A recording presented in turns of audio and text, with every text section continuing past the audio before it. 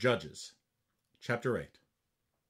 And the men of Ephraim said unto him, Why hast thou served us thus, that thou calledst us not, when thou wentest to fight with the Midianites? And they did chide with him sharply. And he said unto them, What have I done now in comparison of you? Is not the gleaning of the grapes of Ephraim better than the vintage of Abiezer? God hath delivered into your hands the princes of Midian, Oreb and Zeb. And what was I able to do in comparison of you? Then their anger was abated toward him when he had said that. And Gideon came to Jordan, and passed over, he and the 300 men that were with him, faint, yet pursuing them. And he said unto the men of Succoth, Give, I pray you, loaves of bread unto the people that follow me, for they be faint, and I am pursuing after Zebah and Zalmunna, kings of Midian.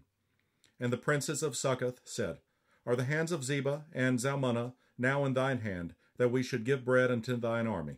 And Gideon said, Therefore, when the Lord hath delivered Zebah and Zalmunna into mine hand, then I will tear your flesh with the thorns of the wilderness, and with briars.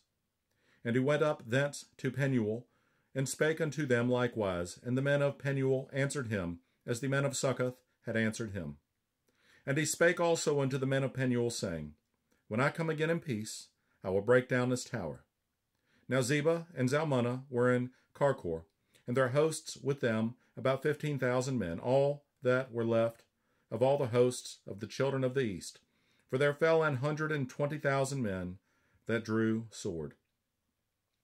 And Gideon went up by the way of them that dwelt in tents on the east of Nobah and Jogbehah, and smote the host, for the host was secure.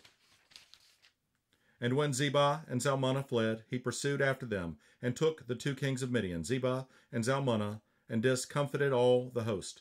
And Gideon, the son of Joash, returned from battle before the sun was up, and called a young man of the men of Succoth, and inquired of him.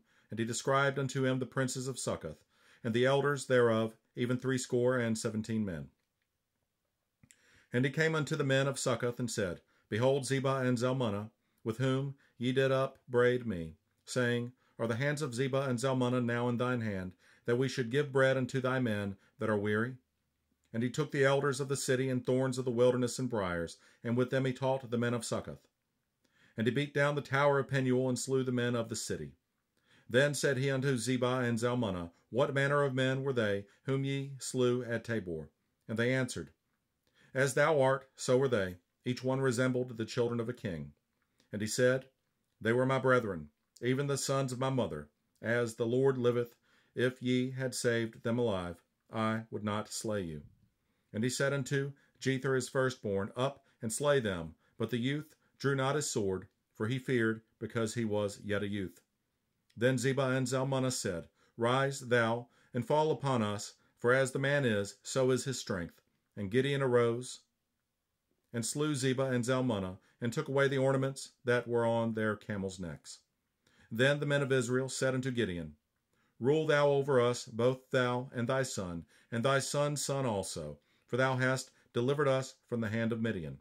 And Gideon said unto them, I will not rule over you, neither shall my son rule over you. The Lord shall rule over you. And Gideon said unto them, I would desire a request of you, that ye would give me every man the earrings of his prey. For they had golden earrings, because they were Ishmaelites. And they answered, We will willingly give them. And they spread a garment, and did cast therein every man the earrings of his prey.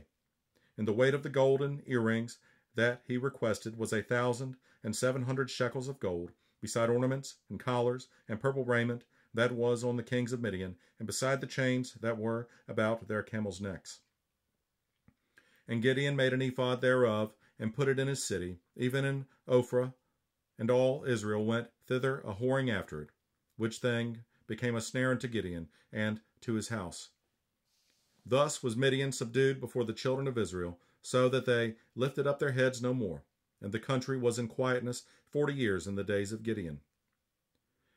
And Jerubbaal, the son of Joash, went and dwelt in his own house. And Gideon had 70 sons of his body begotten, for he had many wives. And his concubine that was in Shechem, she also bare him a son, whose name he called Abimelech. And Gideon the son of Joash died in a good old age, and was buried in the sepulchre of Joash's father in Ophrah of the Abiezrites. And it came to pass, as soon as Gideon was dead, that the children of Israel turned again, and went a-whoring after Balaam, and made Baal-berith their god. And the children of Israel remembered not the Lord their God, who had delivered them out of the hands of all their enemies on every side. Neither shewed they kindness to the house of Jerubbaal, namely Gideon, according to all the goodness which he had shewed unto Israel.